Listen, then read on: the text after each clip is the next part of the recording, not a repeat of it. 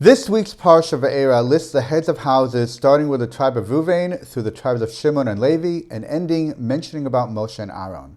The Torah then lists their names together twice, each time in a different order. In the first verse, their names are written as Aaron and Moshe. In the next verse, their names are written as Moshe and Aaron. Why does the Torah change the order from one verse to the other?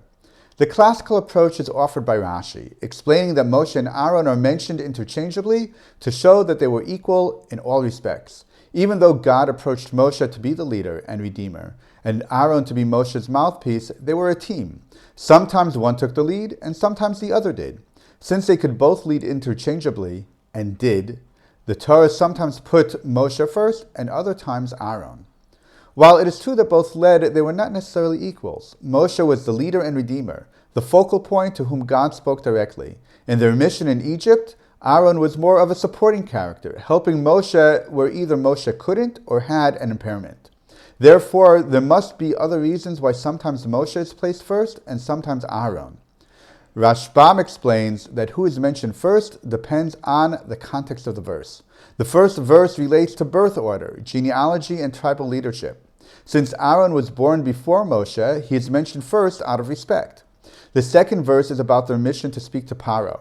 For this, Moshe is the more important person and is therefore mentioned first. While the Netziv agrees with Rashbam's thesis, he disagrees with the details. The Netziv argues that the determining factor is not the context of the verse, but who is more esteemed in the beholder's eyes. In the first verse, where Moshe and Aaron are to work with the people as God's liaisons, Aaron is mentioned first because the people knew him better and recognized his saintliness and holiness.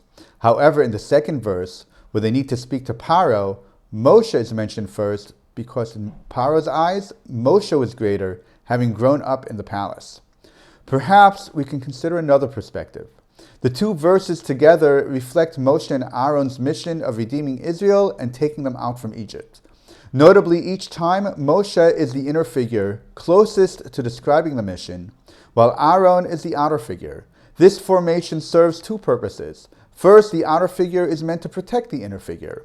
Moshe was the central figure in their mission and therefore needed to be protected. Second, it reflects their roles. God said that Moshe would be like a god to Paro, while Aaron would be Moshe's prophet. Moshe was a private-facing leader, while Aaron was a public-facing one. Roles are important, and everyone has one to fulfill. While it's possible to take on additional roles or even change roles, it's important not to confuse this with taking on a role that is not theirs and unsuitable. Imagine what would have happened if the elders of Israel had taken on the role of appearing before Paro instead of Moshe and Aaron, demanding that Paro let the people go on a 3-day journey to worship God. As bad as Paro had made it for Israel, he could have made it much worse.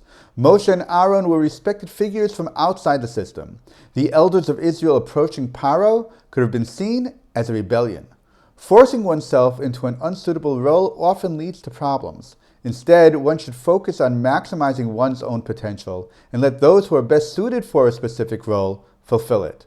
Let it be the right person in the right place at the right time. Shabbat Shalom.